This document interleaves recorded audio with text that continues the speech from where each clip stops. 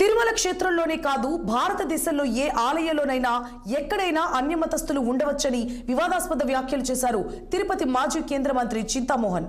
గ్రామాల్లోని ప్రాథమిక పాఠశాలలో మధ్యాహ్న భోజన పథకాన్ని రద్దు చేయాలని కూటమి ప్రభుత్వం చూస్తోందని, వెంటనే ఆ నిర్ణయాన్ని వెనక్కి తీసుకోవాలని చిత్తూరు బాన్లోని గాంధీ సర్కిల్ వద్ద నిరసన తెలిపారు ఆయన.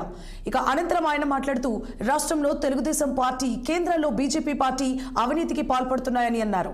గతంలో తిరుమలలో విధులు నిర్వహిస్తున్న ఉద్యోగులలో దళితులు ఉండేవారని, ప్రస్తుతం ఒక్కరు కూడా లేరని ఆగ్రహం వ్యక్తం చేశారు.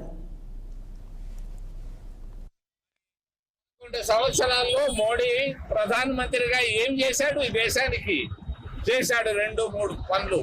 ఒకటి, అయోధ్యలో టెంపుల్ కట్టాడు. రెండవది, పటేల్ విగ్రహాన్ని కట్టాడు గుజరాత్ లో. మూడవది, అవినీతి పేరు మీద 1,00,000 కోట్ల రూపాయలు బ్యాంకుల ద్వారా సంపాదించుకున్నాడు. ఈ 3 పనులు, మంచి పనులు చెడ్డ పనులు ఆయన చేశాడు. మరి చంద్రబాబు నాయుడు చిత్తూరు జిల్లా వాసి, 15 సంవత్సరాలు ముఖ్యమంత్రిగా చంద్రబాబు నాయుడు చిత్తూరుకి ఏమి చేశాడు?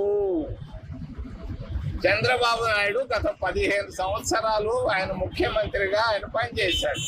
చిత్తూరు జిల్లా ఆయనే, చంద్రగిరి బిడ్డ. మరి ఆయన చిత్తూరుకి ఏం చేశాడు? ఒక్క చిన్న మంచి పని అయినా చేశాడా అని నేను అడుగుతున్నాను చంద్రబాబు నాయుడిని. ఆయనకు తక్కువ ధైర్యం ఉంటే బయట వచ్చి చెప్పమని అడుగుతున్నాను నేను. చిత్తూరు జిల్లాకి చేశాను. ఆయన చేసింది సున్నా అని తెలియజేస్తాను.